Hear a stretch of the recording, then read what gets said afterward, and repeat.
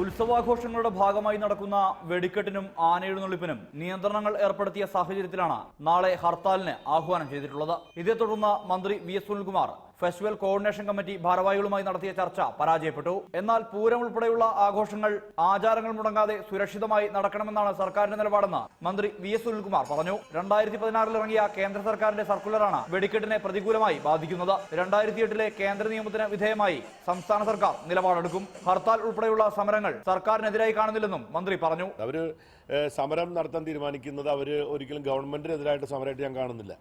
കാരണം ഇത് ഒരു ഗവൺമെന്റിന് മാത്രം പ്രശ്നമല്ല, ഇത് കേന്ദ്ര ഗവൺമെന്റിന്റെയും പ്രശ്നമുണ്ട്. കേന്ദ്ര ഗവൺമെന്റ് നിയമവുമായിട്ട് ബന്ധപ്പെട്ടാണ് സംസ്ഥാന ഗവൺമെന്റ് കാര്യങ്ങൾ ചെയ്യേണ്ടത്. സംസ്ഥാന ഗവൺമെന്റ് നിർദ്ദേശപ്രകാരമാണ് ജില്ലാ ഭരണകൂടം ചെയ്യേണ്ടത്.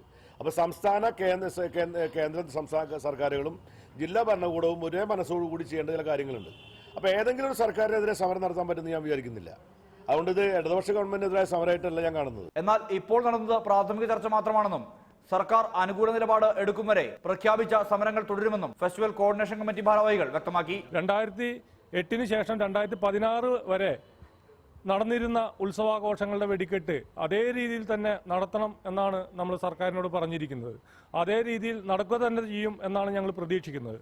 അതിനുവേണ്ടിയിട്ടുള്ള സൗകര്യം സർക്കാർ ഉറപ്പുവരുത്തും. ആ ഉറപ്പ് കിട്ടുന്നവരെ ഈ സമരവുമായിട്ട് മുന്നോട്ട് പോകാനാണ് കേരള ഫെസ്റ്റിവൽ കോർഡിനേഷൻ കമ്മിറ്റിയുടെ നേതൃത്വത്തിലുള്ള എല്ലാ ഉത്സവാഘോഷ കമ്മിറ്റികളുടെയും തീരുമാനം.